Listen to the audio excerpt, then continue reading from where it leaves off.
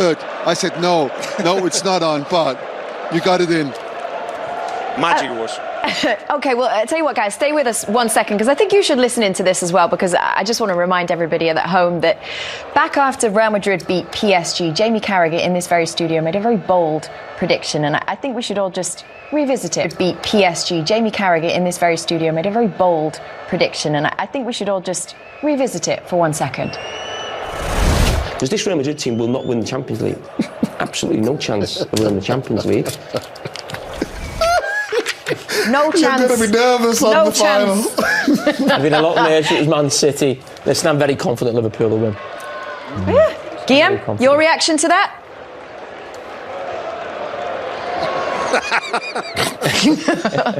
Just that.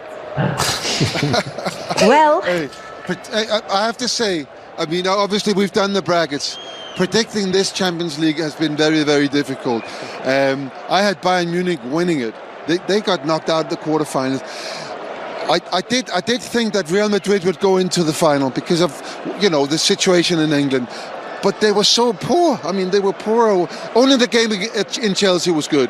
They played really well there. Out of 6 games, 1 good. I don't understand anything about football anymore. No, I think you in the studio have got a hard job today to try to explain this. Good luck. thank you very much. We will do that, but we're going to do it. It's what you call European royalty. Liverpool versus Real Madrid. The Champions League final is set. Real Madrid certainly come a long way since losing to Sheriff on match day 1 of the group stages. Jamie, you might like this one. Real Madrid have won their last 7 Champions League finals since 1981, when they lost 1-0 to whom and where? To the mighty Liverpool FC in Paris. There you go. Oh, my. We're not starting this nonsense thing. Do you know the goal scorer, Kate? These omens. I don't. No. Barney Rubble. Who? Oh. That was the nickname of Alan Kennedy. Is that the left back you were talking about the other day? Do you want to see it, Jamie? I'd love to see it. So it deflected, booming. Technically, be careful. The stadium is in Saint-Denis. Sorry, what? The stadium is in Saint-Denis, not in Paris. So Which, that one Which or is the a other? suburb of no, Paris. the one now. Sorry, Which is a one now. suburb of Paris, yes or no? It's not Paris. So maybe Is that it near might Paris, jinx, Thierry? that might jinx the same. Yeah, it's very near. But trust me, you don't want to be in Saint-Denis. It's not the same as Paris. Yes. Micah. Trust me. Get your facts right then.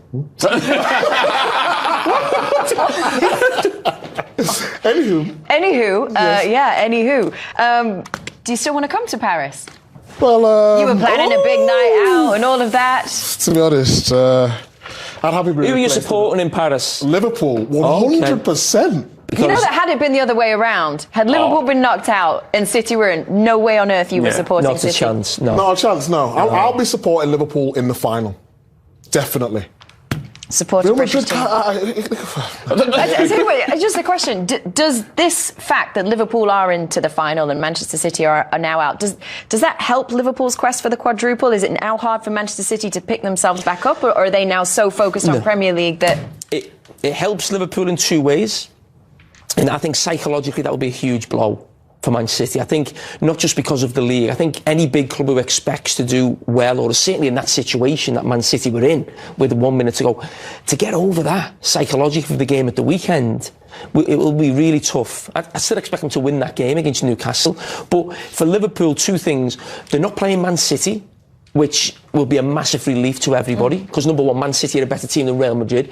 But also, when you go to a Champions League final, the thought of losing to a rival feels a lot worse than losing to a foreign team, Real Madrid. And also, if Liverpool don't win, there's not as much pressure on Liverpool to win the league as such. You've still got the Champions League final. If City were to win the league, and then you've still got them in the final, the pressure to make sure you win that one, then I think it'd been huge. Quadruple now, seriously. Yeah, I think we could. Yeah. I was like... Liverpool are favourites for the FA Cup in terms of who they're playing. They'll be favourites against Real Madrid. Manchester City are slight favourites in the league. I think if Liverpool were playing Man City in the final Champions League, I think Man City would have been slight favourites. Mm-hmm. It's Carlo Ancelotti versus Pep Guardiola, versus Jurgen Klopp. Now, obviously, they've met 10 times. Ancelotti has the edge 4 games to 3 in terms of the wins. You've obviously played for both managers. How do you see... He wishes. I'm still thinking of Pep Guardiola. No, I don't wish it. I don't wish anything. It's all right. You played for one of the managers. Yeah. You have. For Carlo 6 months. Ancelotti. How do you see them matching up? What interests you about the way those two will match up tactically? I don't even know tactically sometimes what Madrid is about. I think sometimes they go with desire, the belief that they can win it. I see more tactically what Liverpool can do sometimes, but they do find a way to win it. I personally think that Liverpool will win that. And I know people will tell me that don't doubt Madrid. Yes, you cannot doubt them. But since you're asking me, my winner was City. I said it before. I do believe that Liverpool will be too strong for Madrid.